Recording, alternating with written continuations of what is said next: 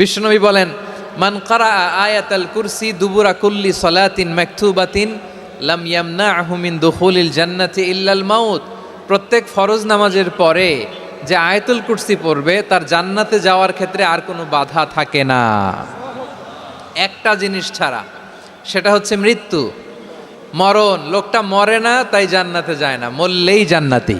এই আয়াতুল কুরসির এই আয়াতে আল্লাহ তাআলা খুব স্পষ্টভাবে নিজের পরিচয় তুলে ধরেছেন।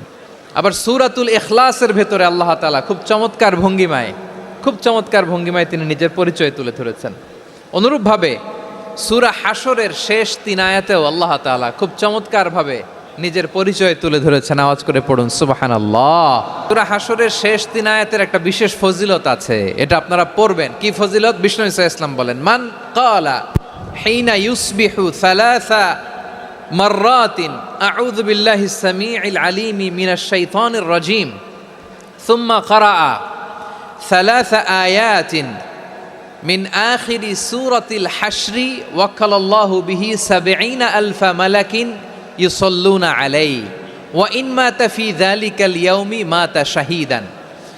বিশ্বনবী মুহাম্মদুর রাসূলুল্লাহ সাল্লাল্লাহু আলাইহি ওয়াসাল্লাম ইরশাদ করেন, যে ব্যক্তি সকালবেলা 3 বার তেলাওয়াত করবে আউযু বিল্লাহিস সামিউল আলিম মিনাশ শাইতানির রাজীম, এরপরে সূরা হাশরের শেষ 3টি আয়াত তেলাওয়াত করবে, রব্বুল আলামিন ওই ব্যক্তির জন্য ৭০,০০০ ফেরেশতা নিয়োগ দিবেন যারা সারা দিন ওই লোকের জন্য মাগফিরাতের দোয়া করবে।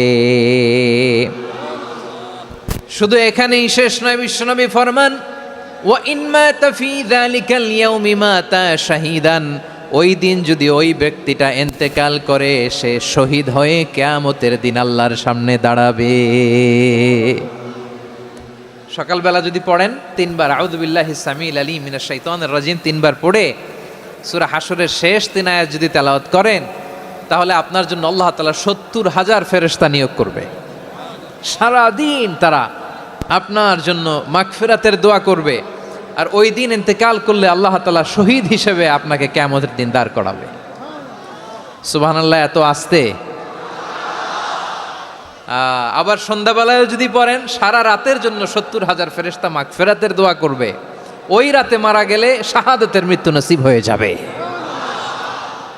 এজন্য এই দোয়াটা পড়ার দরকার আছে না নাই? আযকারুস সাবাহি ওয়াল মাসা, সকাল সন্ধ্যার যে জিকির, এই জিকিরের অন্তর্ভুক্ত করে নেবেন এই ওয়াজিফাটা। যে হাদিসটা বর্ণনা করলাম সুনানে তিরমিজির হাদিস, যদিও হাদিসটা সনদের দিক থেকে দাঈফ, কিন্তু মুহাদ্দিসিনে একরাম বলেছেন যেহেতু এটা ফাজাইলুল আমালের হাদিস, এটা পড়ার ক্ষেত্রে কোনো নিষেধাজ্ঞা নাই, এটা পড়া যাবে। সো সকাল সন্ধ্যা যদি সুযোগ হয় এই ওয়াজিফাটা যেন আমরা পড়ি।